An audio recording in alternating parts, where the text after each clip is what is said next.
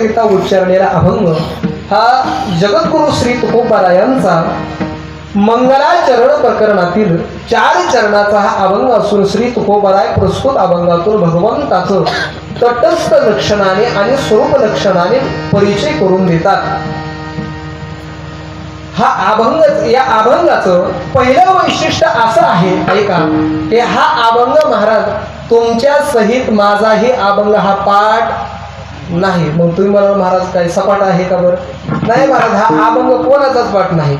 कारण पाठ कशाला म्हणतात महाराज? ग्रंथ घेणं आणि ग्रंथाची संहिता घेऊन जशास तसं पाठ करणं त्याला म्हणतात पाठांतर करणं। पण मला खरं सांगा, हा अभंग आपण महाराज गाथा घेऊन मालिका घेऊन पाठ केलाय का बरं?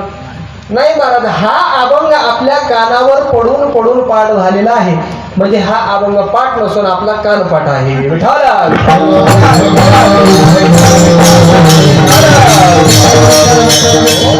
या अभंगाचं दुसरं वैशिष्ट्य असं आहे की हा अभंग मंगलाचरण प्रकरणातील आहे।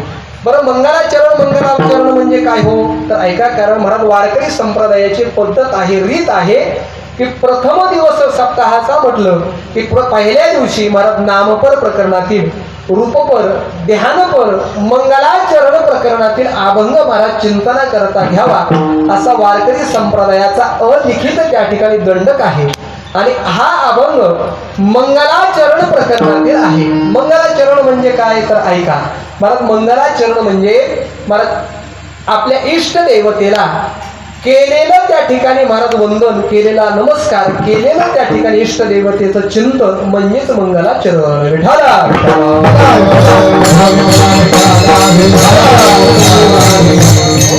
आणि महाराज शास्त्राच्या दृष्टीने विचार केला तर मंगलाचरणाचे 3 प्रकार आहेत। एक वस्तू निर्देश रूप मंगल, नमस्कारात्मक मंगल आणि आशीर्वादात्मक मंगल। ऐका, पहिला मंगलाचा प्रकार आहे तो म्हणजे वस्तू निर्देश रूप मंगल। वस्तू निर्देश रूप मंगल कशाला म्हणतात? तर महाराज वस्तू नाम ब्रह्म, शास्त्रामध्ये वस्तू जो शब्द येतो ना महाराज तो ब्रह्माला अनुसरून येतो, ब्रह्माला वर्णन करणारा येतो।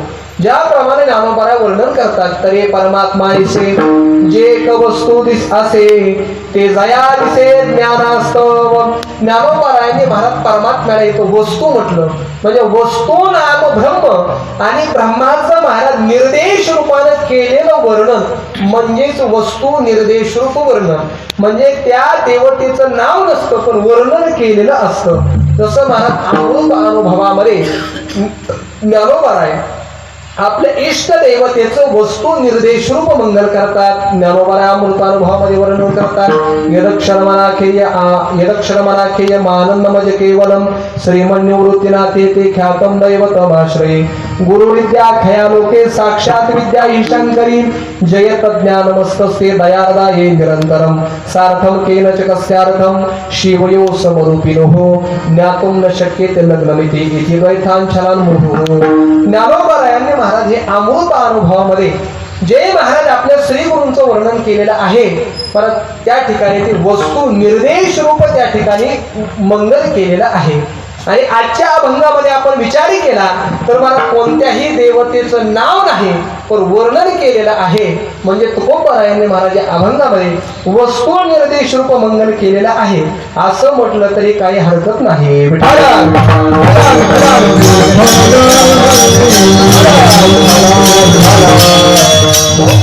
आणि दुसरा मंगलाचा प्रकार असतो म्हणजे नमस्कारात्मक मंगल। आपल्या इष्ट देवतेला महाराज आपलं कार्य पूर्ण होण्याकरिता केलेला नमस्कार म्हणजे महाराज नमस्कारात्मक मंगल। ज्याप्रमाणे ज्ञानोबारा वर्णन करतात की आता हृदया फुले चोपाळोनिया भले वरी वरी सोपावले श्री गुरुची। ज्ञानोबाराने नमस्कारात्मक मंगल केलेलं आहे। आणि तिसरं आहे आशीर्वादात्मक मंगल। आपण जे महाराज पसायदान म्हणतो ना महाराज, ते पसायदान हे महाराज ज्ञानोबारायांनी ज्ञानेश्वरी ग्रंथाच्या सुरुवातीला लिहिलेलं आहे। कुठं आहे ते? मध्ये आहे, शेवट आहे। म्हणजे महाराज ज्ञानोबारायांनी ज्ञानेश्वरी ग्रंथ महाराज परिपूर्ण झाल्यानंतर आपल्या श्री गुरूंकडे निवृत्तीनाथांकडे महाराज ते आशीर्वादात पसायदान म्हणजे आशीर्वादात्मक मंगल आहे ते मागितलेलं आहे। आणि मंगल हे महाराज आधी केलं जातं, मध्ये केलं जातं आणि शेवटही केलं जातं। मला सांगा महाराज कीर्तनकार महाराज आले महाराज गळ्यामध्ये विना घेतात आणि पहिल्यांदा काय म्हणतात तो रामकृष्ण हरी म्हणतात. म्हणजे सुरुवातीलाही मंगल करतात, मध्ये विठोबा रखमाई म्हणतात म्हणजे मध्येही मंगल करतात, आणि शेवटी ज्ञानेश्वर माऊली म्हणतात म्हणजे शेवटीही मंगल करतात.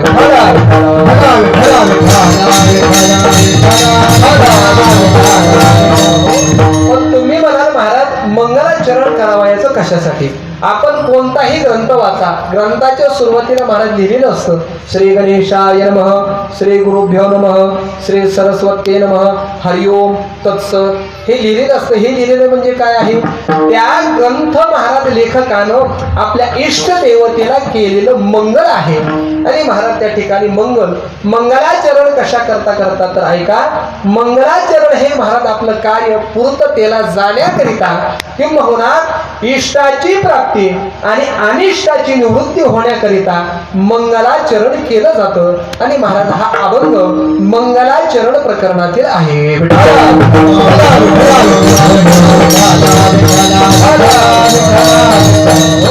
आणि अभंगाचं महाराज तिसरं वैशिष्ट्य असं आहे, ऐका महाराज. हा अभंग, या अभंगामध्ये भगवंत तुकोबारायांनी भगवंताचा आपल्याला परिचय करून दिलेला आहे.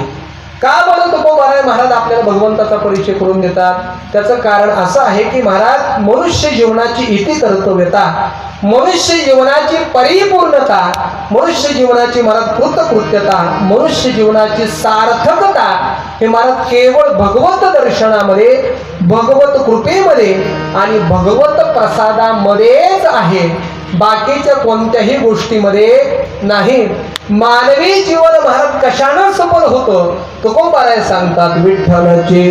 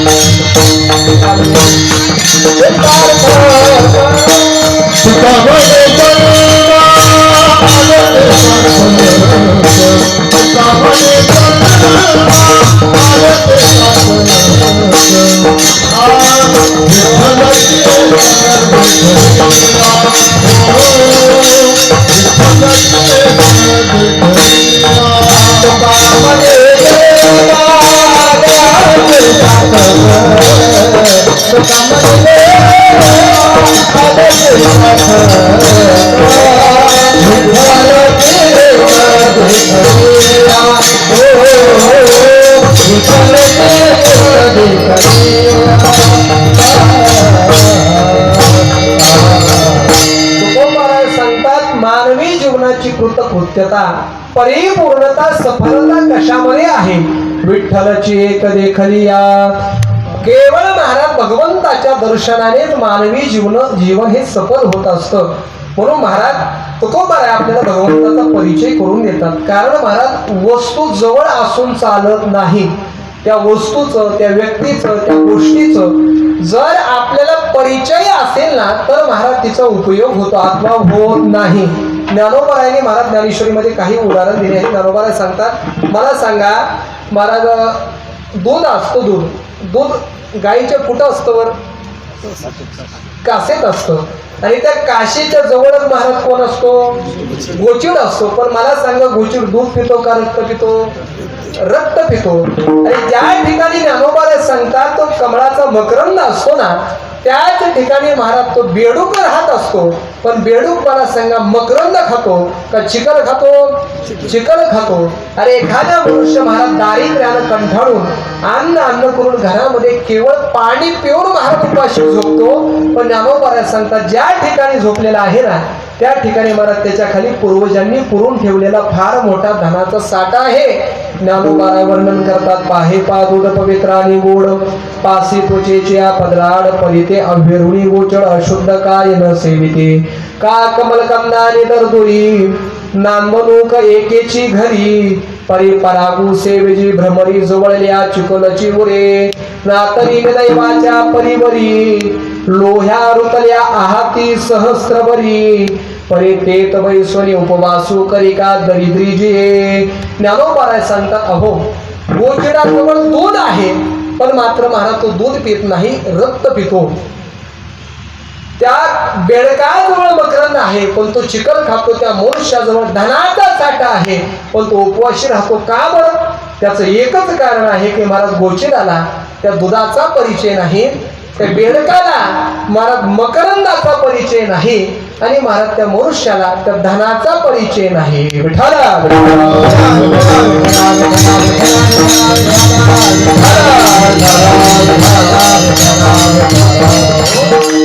किंबहुना ज्ञानोबा आणखी काही उदाहरण देतात. ज्ञानोबा सांगतात काय झालं म्हणे, एका माणसाला अमृत प्राप्त झालं. अमृत म्हणजे काय हो?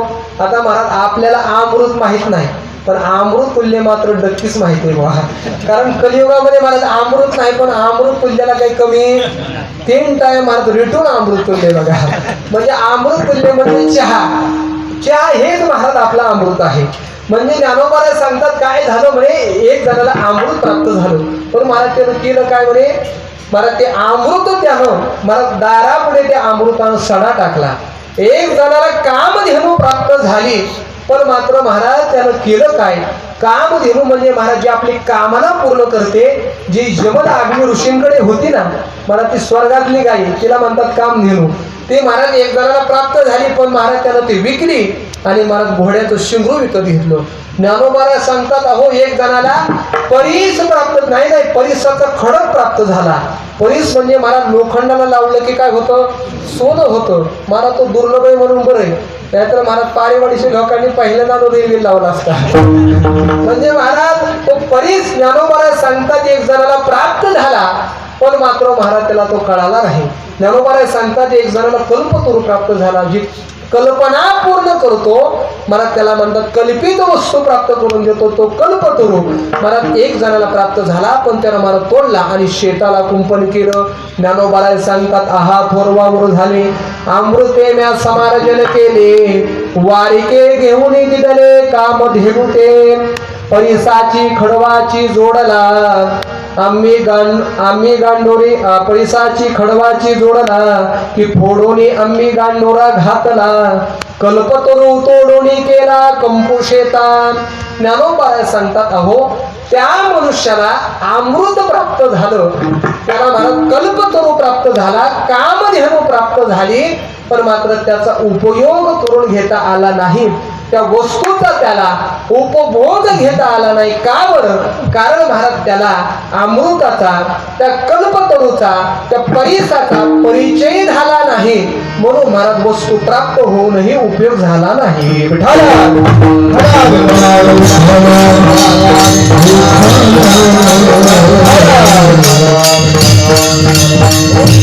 म्हणून महाराज वस्तू जवळ असून चालत नाही. महाराज वस्तू, व्यक्ती, गोष्ट जवळ असून चालत नाही, त्याचा परिचय असावा लागतो तर त्याचा योग्य तो उपयोग होतो. मला सांगा महाराज देवाचा आपल्या जीवनामध्ये आपल्याला परिचय व्हावा का ओळख व्हावी? वर बोला ना, काय व्हावा? देवाची ओळख व्हावी का परिचय व्हावा का काहीच नाही व्हावं? काहीतरी झालं पाहिजे ना. काय झालं पाहिजे? परिचय झाला पाहिजे, ओळख नाही. कारण महाराज ओळख ही सामान्य आहे आणि परिचय हा विशेष आहे. मला सांगा लहानपणापासून महाराज भगवान कृष्णांची अर्जुनाला काय होती? ओळख होती. म्हणून तर महाराज काय काय कामं सांगितले आता काही सर्वांना माहिती आहे. घोडी धुवायला सांगितले, रथाचं सारित्य करायला सांगितलं, तर परमात्म्यानं महाराज भक्ताच्या प्रेमापोटी ते केलं. पण मात्र महाराज अनेक कामं महाराज अर्जुनानं भगवंताला सांगितली आणि ज्यावेळी रणांगणावरती भगवान परमात्म्याने 11व्या अध्यायामध्ये अर्जुनाला महाराज आपलं दिव्य असं असणारं विश्वरूप दर्शन दाखवलं, त्यावेळी महाराज अर्जुन काय म्हणतो? अर्जुन म्हणू लागतो हे सखे ते मत्वा प्रसवम यदुक्तम, हे कृष्ण हे यादव हे सखेती, अजानता महिमानं तवेदं मया प्रमादात् प्रणयेन वापि, यच्चावः सार्थम सत्कृतोसे विहार शय्या भोजन सन भोजनेषु.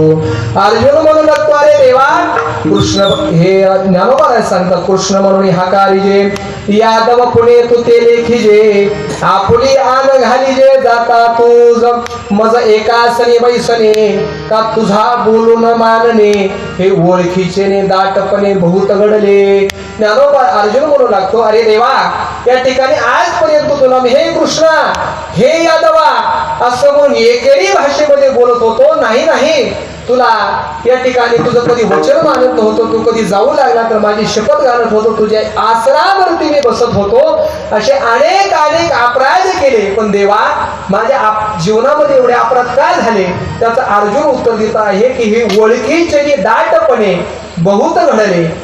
अर्जुन सांगत आहे देवा तुझी आणि माझी ओळख होती म्हणून असे माझे अपराध तुझ्या या ठिकाणी अनेक झाले पण आज खऱ्या अर्थानं तुझा मला परिचय झालेला आहे तुझं या ठिकाणी विशेष रूप कळालेलं आहे म्हणून देवा माझ्या सर्व अपराधांना क्षमा कर या ठिकाणी अशी अर्जुन भगवंताला विनंती करू लागला का तर महाराज अर्जुनाला इथून मागे देवाची ओळख होती पण मात्र 11व्या अध्यायाच्या नंतर मला परिचय झाला म्हणून तुम्ही याला कदाचित ज्ञानेश्वरी गीता वाचली तर मला 11व्या अध्यायाच्या पुढे अर्जुनाची भाषा ही वेगळी आहे.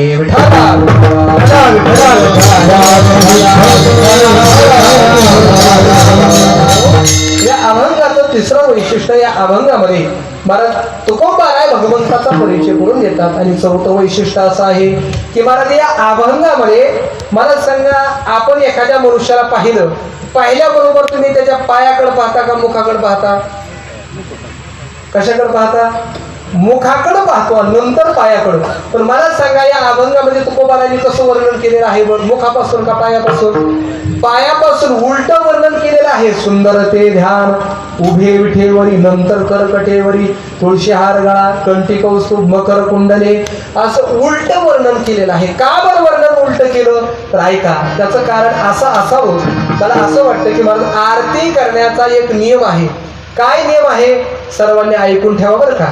तर आपण आरती करतो अशी आरती करतो महाराज उन्हाळ्याच्या दिवसामध्ये देवाला चटके बसायचे आणि हिवाळ्याच्या दिवसात देवाला महाराज शिकून शेकाई मिळायचं अशी आपली आरती असते. आरती करण्याचा एक नियम आहे ऐका. आरती महाराज आपण पेटवली ना तर महाराज ती अगोदर आरती देवाच्या चरण कमलाला महाराज 4 वेळा ओवाळायची असते. नंतर महाराज नाभी कमळाला नाभी म्हणजे बेंबीला महाराज 2 वेळा ओवाळायची असते आणि नंतर मुख कमळाला महाराज 1 वेळा महाराज ओवाळायची असते. म्हणजे मला सांगा 4 2 आणि 1 किती झाले 7 वेळा महाराज असं खालून वर यायचं आणि नंतर वरून खाली जायचं तेव्हा काय होते आरती परिपूर्ण होते शास्त्रोक्त पद्धतीनं होते. अशी आरती महाराज आपण करत नाही पण पाहायचीच असेल तर मला तुम्ही आळंदी पंढरपूरला जा ज्ञानोबारायांची मला ह्याच पद्धतीने आरती करतात. मलाही माहित नव्हतं मला मी आरतीला जायचं म्हणायचे असे का आरती करतात बरं वरण खाली पण ज्यावेळी हे शास्त्र माहिती झालं त्यावेळी आरतीचा नियम कळाला. म्हणजे महाराज हे आरतीचं शास्त्र आहे आणि याला कदाचित महाराज तुकोबाराय भगवंताची महाराज आरती करत असावे आणि आरती करता करता तुकोबारायला अभंग स्फुरलेला असावा म्हणून तुकोबारायने असं उलट वर्णन केलेलं आहे.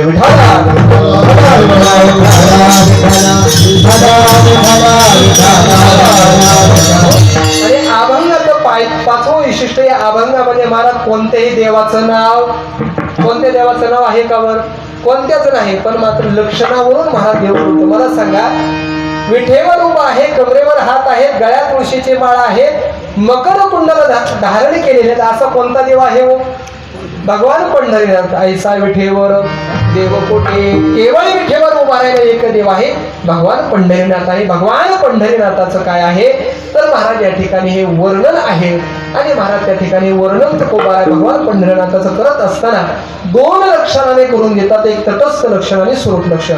जे लक्षण कधी महाराज लक्षाच्या ठिकाणी असतं आणि कधी नसतं त्याला म्हणतात तटस्थ लक्षण आणि जे लक्षण लक्षाहून कधीही वेगळं होत नाही त्याला म्हणतात स्वरूप लक्षण.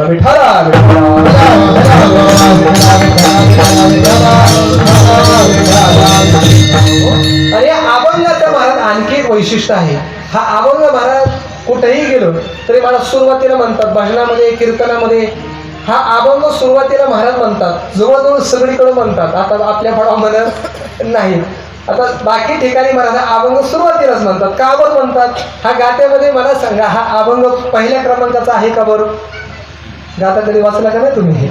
वाचला नसला तर वाचा, म्हणजे माता ठीक होईल.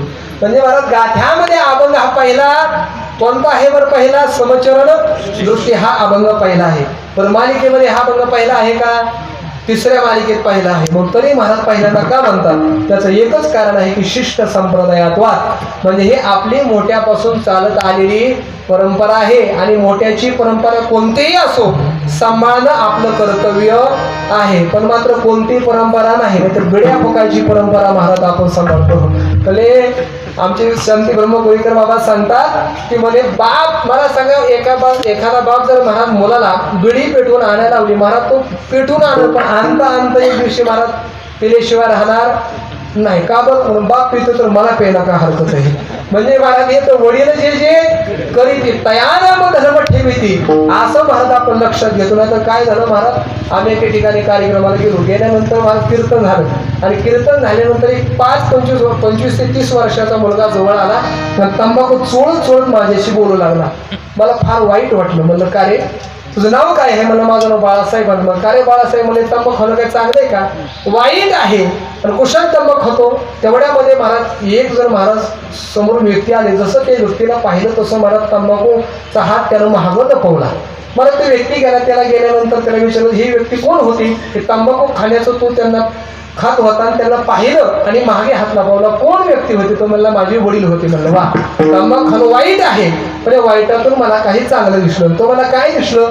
मला हे बघ, वडील ज्यावेळेस समोरून आले, वडिलांना पाहिलं तसं तो काय केला? तंबाखूचा हात मागे लपवला. म्हणजे वडिलांचा आदर केला, वडिलांची कदर राखली, वडिलांचा मान राखला. तो मला महाराज खरं सांगू का? मला खरं सांगतो, मला आदरण कदर अशी भानगडच नाही. मला ते आमचं येडं आलं ना, आयती मळल्याने घेतो म्हणून मागा हात लपवला. मला सांग, असा जर बाप असेल पोरं नाही का बरं हाटेलावर जायची? पण अशा बापाची अशी परंपरा सांभाळायची नाही. जी महाराज थोड्या मोठ्यांची श्रेष्ठ परंपरा आहे ती सांभाळावी. आणि हा अभंग प्रथम म्हणण्याचं एवढंच कारण आहे की शिष्ट संप्रदायात वाद. विठाला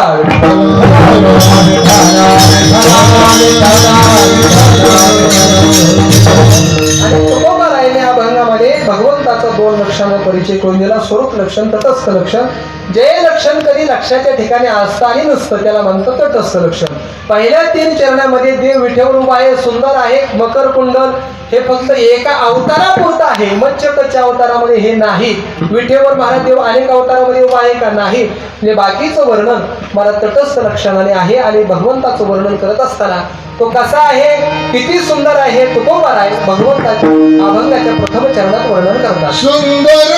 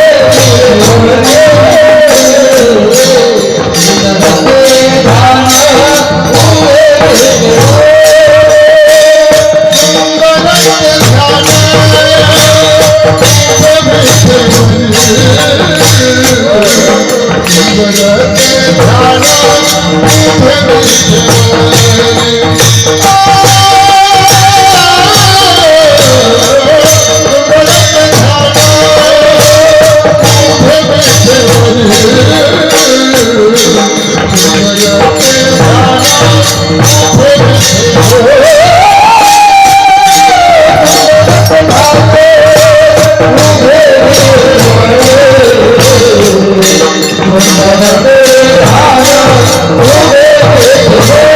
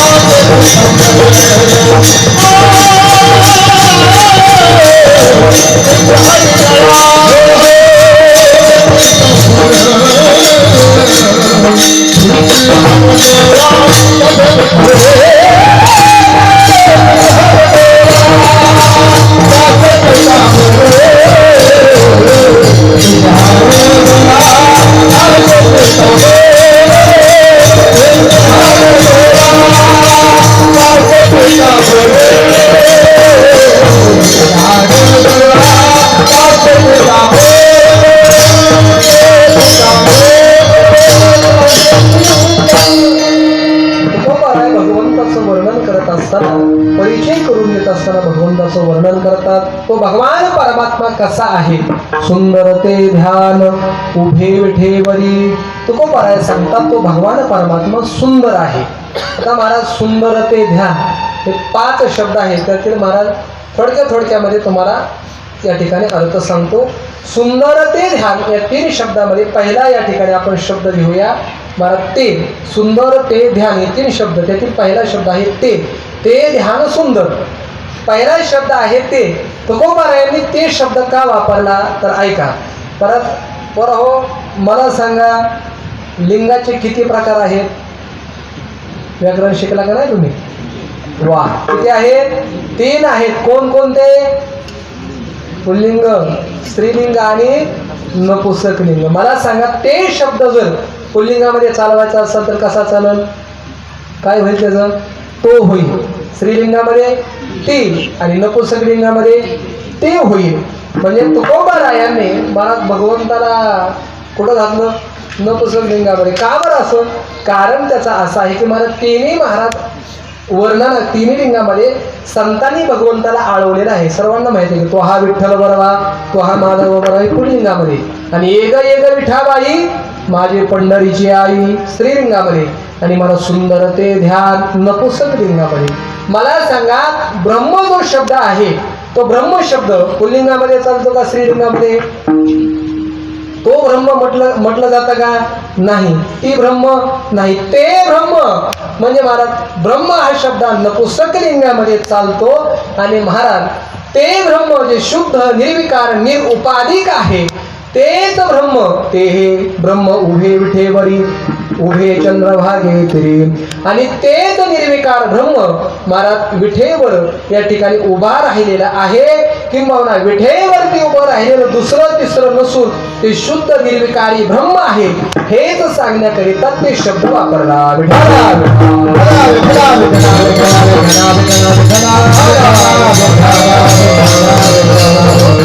दुसरा शब्द आहे ध्यान.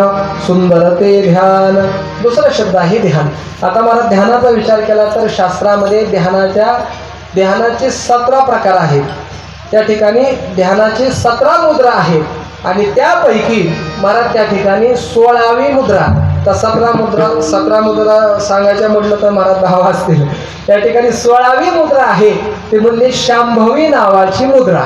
शांभवी नावाची मुद्रा आहे. शांभवी नावाची मुद्रा म्हणजे काय तर महाराज योगासन जे शिकवतात ना त्यांना विचारा. आज हे शिकवते. शांभवी नावाची मुद्रा म्हणजे महाराज त्या ठिकाणी पाय सम ठेवणं, एका रेषेमध्ये उभं राहणं, दोन्ही हात आपले कमरेवरती ठेवणं आणि दृष्टी नासाग्र ठेवणं म्हणजे शांभवी नावाची मुद्रा.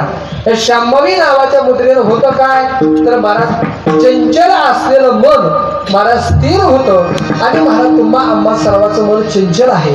एवढं चंचल की महाराज मना एवढं चंचल काहीच नाही. मला सांगा इथून महाराज मुंबईला जायचं म्हटलं किती तास लागतात. 4 तास 5 तास 6 तास. पण मात्र मनाला जायला किती वेळ लागतो. 1 सेकंदात मुंबई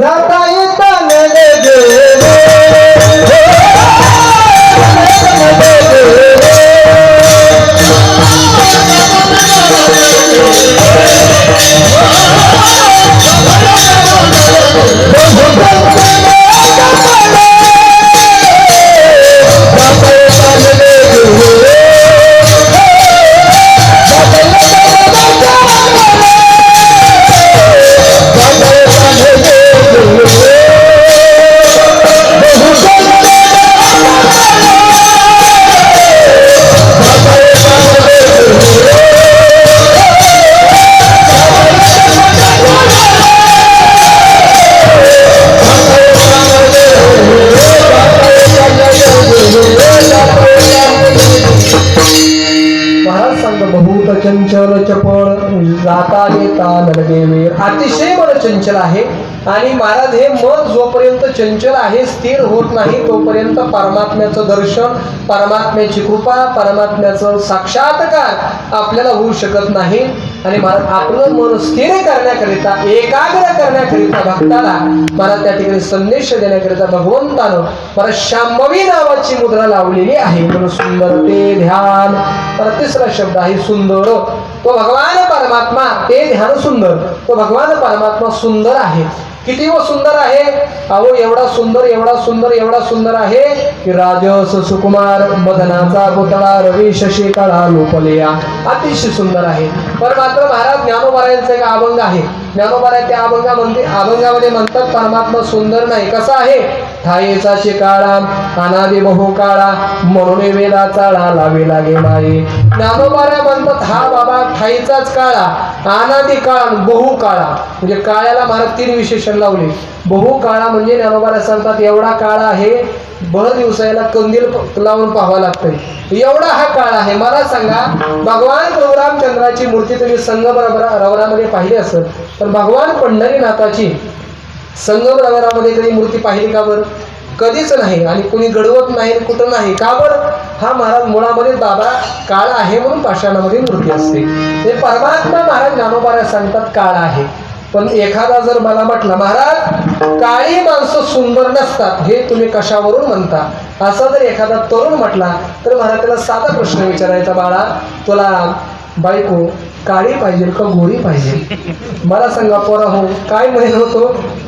गोरीच म्हणेल. म्हणजे महाराज सौंदर्याचे मार्ग काळ्या पणाला नाहीत, गौर रंगाला आहेत. पण परमात्मा तर ज्ञानोबाराय सांगतात काळा आहे. ज्ञानोबाराय परमात्म्याला काळा म्हटले, पण मात्र महाराज प्रेमापोटी म्हटले. एखादा लहानसा मुलगा आईला महाराज पैसे मागतो, आई मला 5 रुपये दे, आई मला 5 रुपये दे. आई महाराज वैताग दे आणि महाराज 5 रुपये त्याच्यापुढे टाकते आणि मग ते घे मर. आता महाराज मर म्हणायचं होतं तर पैसे दिलेच कशाला बरं? म्हणजे आई जर मुलाला मर म्हटली तर मर म्हणण्याचा उद्देश नाही, प्रेमापोटी म्हणते. तसं ज्ञानोबाराय भगवंताला काळा म्हटले पण मात्र प्रेमापोटी म्हटले. तसा हा भगवंत महाराज सुंदरच आहे.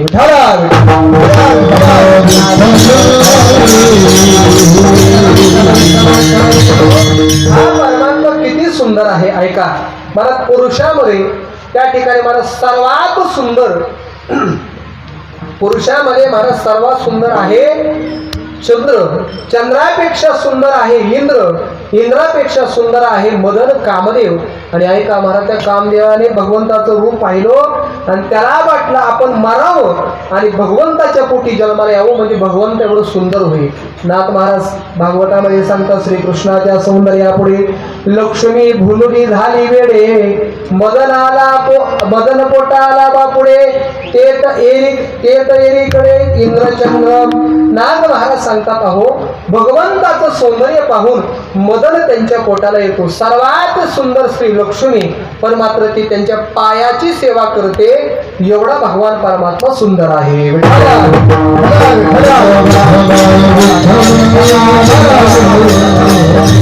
एकच उदाहरण सांगतो पुढे जातो. बरं महाभारतामध्ये उदाहरण आलेलं आहे नल दमयंती. तुम्ही कथा कधी ऐकली असेल.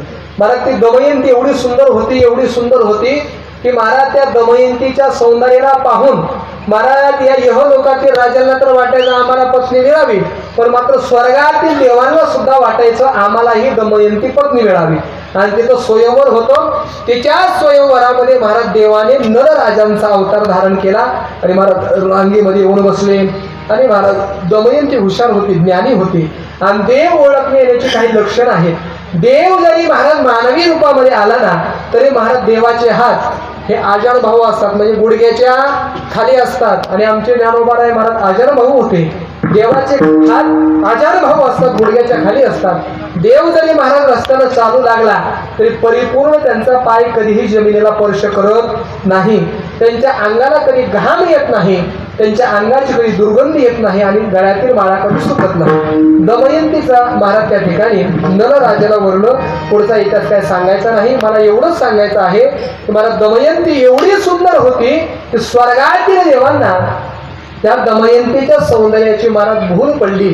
पण दमयंती एवढी का सुंदर होती त्याचं कारण सांगताना असं सांगितलं की महाराज दमयंतीचं शरीर तयार करत असताना महाराज ब्रह्मदेवाने महाराज चंद्रावरची मुठभर माती तिच्या शरीरामध्ये तिच्या मुखामध्ये टाकली, म्हणून एवढी ती सुंदर होती. महाराज विचार करा, 1 फूट माती टाकली तर दमयंती एवढी सुंदर की देव भुलून गेले. पण मात्र महाराज आमच्या देवाच्या कपाळावरती ज्ञानोबाराय सांगतात कोटी चंद्राचा प्रकाश आहे. तुझी ढाळी कोटी चंद्र प्रकाश आहे.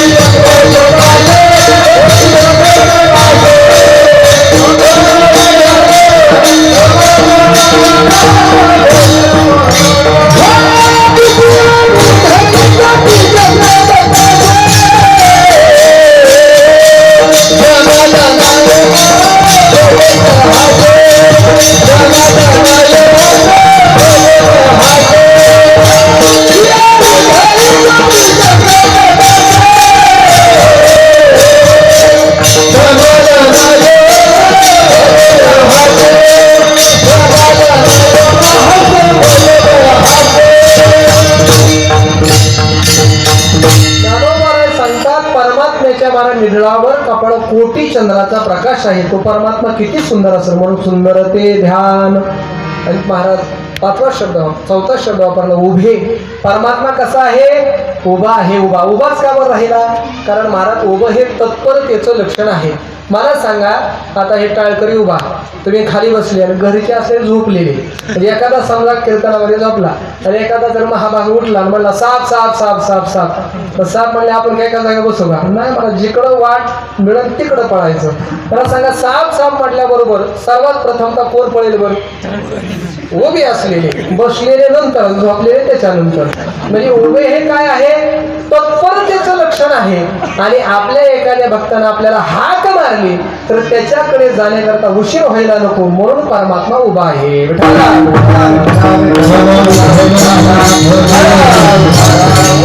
आणि कशावर उभा आहे? उभे विठेवरी. विठेवर उभा आहे. आता महाराज विठेवर का उभा राहिला? पुंडलिक रायांचं चरित्र सर्वांना माहिती आहे, काही सांगत नाही. या ठिकाणी पुंडलिक रायाला महाराज ज्यावेळी भगवान परमात्मा भेटाय आले आणि पुंडलिकाला सांगितलं, अरे पुंडलिका, मी भेटाय आलेलो आहे. पुंडलिकानं पाहिलं, बापरे, कोण आहे? जगाचा चालक मालक भगवान श्रीकृष्ण. महाराज काय केलं पुंडलिक रायानं? म्हणून सांगितलं, देवा जास्त बोलू नका, आई वडिलांची निद्रा भंग होईल. ऐसा कैसा धीट आणि मागे भिरकावली वीट. महाराज मागे वीट भिरकावली. सांगितलं, देवा त्या विटेवरती उभा राहा. देव महाराज ते विटेवरती उभा राहिले. उभे विठेवरी. आणि महाराज पहा ना, विटेवर उभा राहील. विटेवर उभा राहिलं का सोपं आहे का हो? परत विटेच्या दोन साईज असतात. आता माझ्यापेक्षा जास्त तुम्हाला माहिती आहे. मला सांगा, विटेच्या दोन साईज, एक 6x4 आणि एक 9x4. जी महाराज 6x4ची असते त्याच्यावरती मला दोन्ही पाय बसतात, परंतु महाराज पुढचे जे बोट आहे ते बसत नाही. आणि 9x4ची आहे त्याच्यावर केवळ एक पाय बसतो, लांबकी असते. मग महाराज देव नेमका कोणत्या विटेवर उभा राहिला बरं? महाराज कोणत्याच विटेवरती नीट उभा राहता येत? आणि देव महाराज योगी 28 विठेवर उभा. 28 युग झालं विटेवर उभा आहे. त्याला कटाळा आला नसेल का? 5 मिनिटं उभा राहणं मला शक्य नाही विटेवर, पण 28 युग देव महाराज विटेवर उभा राहिला. ती कोणती विट आहे? अक्षय विट चरण तलवटी. अक्षय रूपी विट आहे. ती विट म्हणजे महाराज इंद्रदेव आहे. ती विट म्हणजे महाराज पुंडलिकाचा भाव आहे. पुंडलिकाच्या भावार्था पुंडलिकाचा भाव पाहिला आणि त्या भावरूपी विठेवरती महाराज परमात्मा उभे आहे.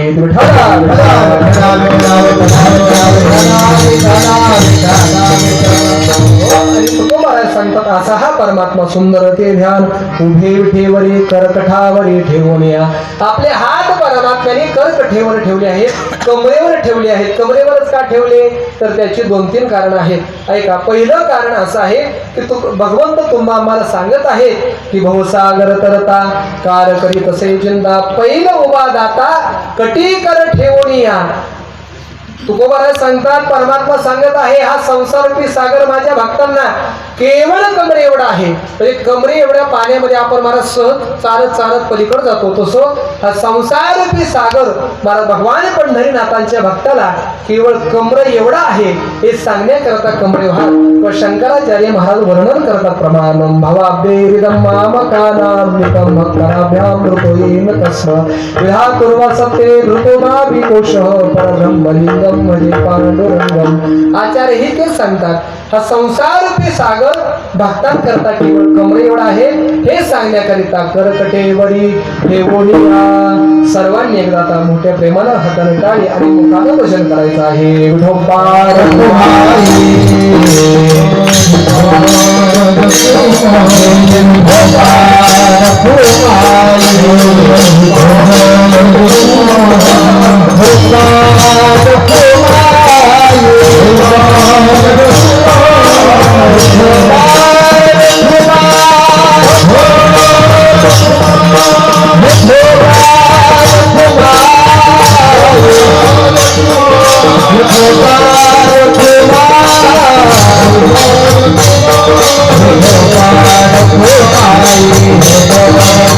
Oh,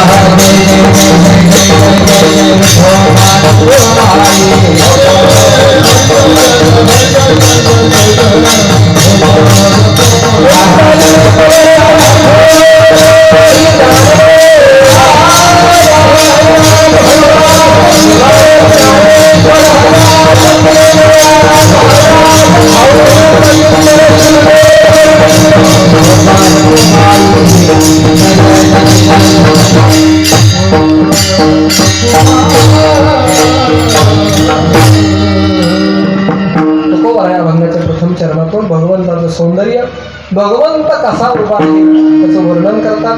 आणि आता मला आपली मर्यादित वेळ मात्र काय होत आली, संपत आली. अभंगाचं केवळ एक चरण झालेलं आहे. आता मी पुढं किती ब्रह्मज्ञान पाजळलं तरी तुम्हाला ते पचणार नाही, कारण किती झाला मला, किती मोठा संन्यासी झाला तर याच्या पुढं कोणाचं काही चालत नाही. तरी महाराज पुढं ब्रह्मज्ञान किती सांगा कोणाला पटणार नाही.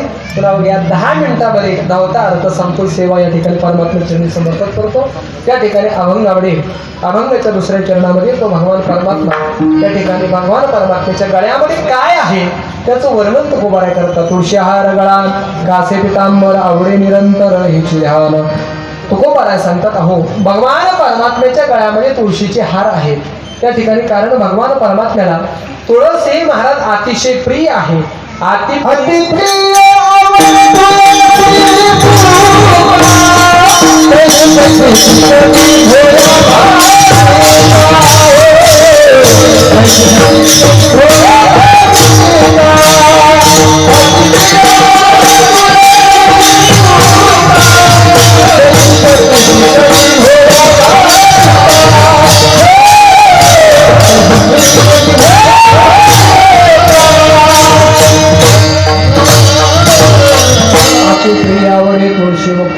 पैसीच प्रीती कर्या भोळ्या भाविका. भगवान परमात्म्याला अतिशय प्रिय आहे तुळशी. आणि मला बुक्का, तो कोणता बुक्का? तुळशी बुक्का, तुळशीचा केलेला बुक्का, नाही तर वेगळ्या दुसऱ्या कोणत्या झाडाचा नाही. मला तुळशीचा बुक्का परमात्म्याला प्रिय आहे, तुळस प्रिय आहे, परमात्म्याला बुक्का प्रिय आहे बरं का. कुंकुम नाही, अष्टगंध नाही, नाहीतर महाराज आपल्या वारकरी संप्रदायात महाराज पूर्वी काळात मला बुक्कच लावायचे, पण आता महाराज कुंकुम अष्टगंध कुठून आलं देवच झाले. म्हणजे महाराज वारकऱ्याला कुंकुम तर कधीच लावायचं नाही, पण अष्टगंध सुद्धा लावायचा नाही. ते मला का बरं? कारण आम्ही सुद्धा आधी लावायचो, पण आमचे गुरुवारी मोठे माऊलींनी सांगितलं की अष्टभोग भोगणे माते नाही चाड भक्ती प्रेम मोडलेले माये. अष्टभोगापैकी अष्टगंध एक भोग आहे, तो परमात्म्याला लावतात. आणि परमात्म्याच्या चरणावरून जर आपण लावला तर मात्र दोष नाही, असा दोष आहे. पण महाराज आमचे गुरुवारी छोटे माऊली ज्ञानोबारायांना महाराज मुठी लावतात आणि एवढा महाराज अष्टगंध करतात की वर्षभर राहील. म्हणजे परमात्म्याच्या संतांच्या चरणावरून लावा, असा लावायचा नाही. देवाला बुक्का आवडतो म्हणून महाराज बुक्का लावत जा. विठाला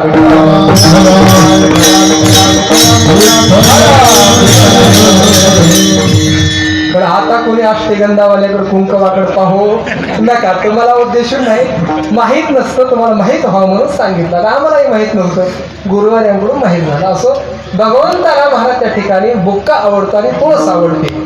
भगवंताची यथासंग पूजा होण्याकरिता मला त्यामध्ये भगवंताला तुळशीपत्र अर्पण करावंच लागतं. अहो भगवंत महाराज जो तुळशीला पाणी घालतो ना महाराज, त्याच्याकडे यमदूत डोकून सुद्धा पाहत नाही. अरे जो तुळशीची माळ घालतो महाराज त्याला यमदूत सुद्धा न्यायला येत नाही. म्हणून तर महाराज एखादा मेला, मला सांगा मेल्यानंतर महाराज त्यानं बस आयुष्यभर महाराज कोंबड्या खाल्लेल्या असू द्या, महाराज मेल्यानंतर मला सांगा त्याच्या तोंडामध्ये कोंबड्याचं पक टाकतात का तुळस टाकतात? बरं तुळसट टाकतात. बरं कोंबड्या खाऊ द्या तरी तुळस टाकतात. का बरं? अहो मेल्यानंतर तू या देहाला तुळशीचा स्पर्श झाला तर महाराज उद्धार आहे. मग विचार करा, जिवंतपणे तुळशीची माळ घातली का बरं उद्धार होणार नाही? म्हणून राहिले तुम्ही आता घालून घ्या. म्हणजे महाराज परमात्म्याला तुळस ही आवडणारी आहे. म्हणून तुळशी हार गळा कासे पितांबर, कासेला महाराज पितांबर देवाला घातलेले कशा करता? घाता घातरी वारी छाया पितांबर करी. आपल्या भक्तावरती आलेलं संकट नाहीसं करण्याकरिता, त्याच्यावरती छाया धरण्याकरिता महाराज पितांबर आहे. कासे पितांबर. आणि तुकोबाराय सांगतात आवडे निरंतर हेच ध्यान. तुकोबाराय सांगतात हेच ध्यान जे विठेवर उभा आहे, कर्कटावर हात आहे, हेच ध्यान. आणि निरंतर, कधी कधी नाही, निरंतर मला त्या ठिकाणी आवडणार आहे. मग का होत तुकोबाराय असा हा भगवान परमात्मा. त्या परमात्म्याचं आणखी सौंदर्य कसं आहे? परमात्म्याच्या कानामध्ये काय आहे? महाराज सांगतात मकर कुंडले तळपती श्रवणी कंठी कौसुभवने विराजे. महाराज सांगतात भगवंताच्या कानामध्ये त्या ठिकाणी श्रवणी म्हणजे कान, तळपती म्हणजे चमचम करणारे काय आहेत? मकर कुंडले. मकर कुंडले म्हणजे काय? माशाच्या आकाराची कुंडल आहे.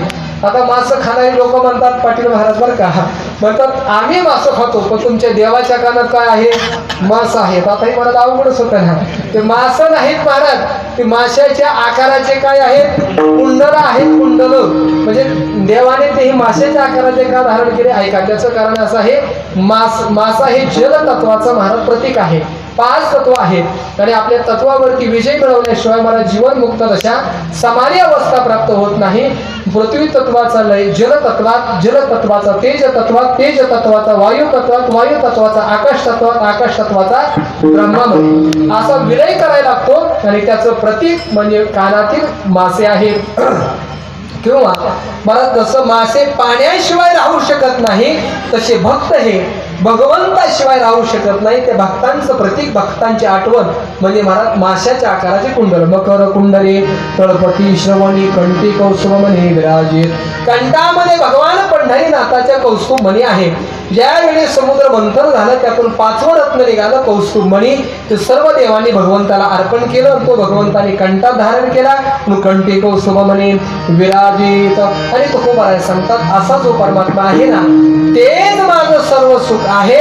अभंगाच्या शेवटच्या चरणात तुका म्हणे माझे हिची सर्व सुख. तुका म्हणे माझे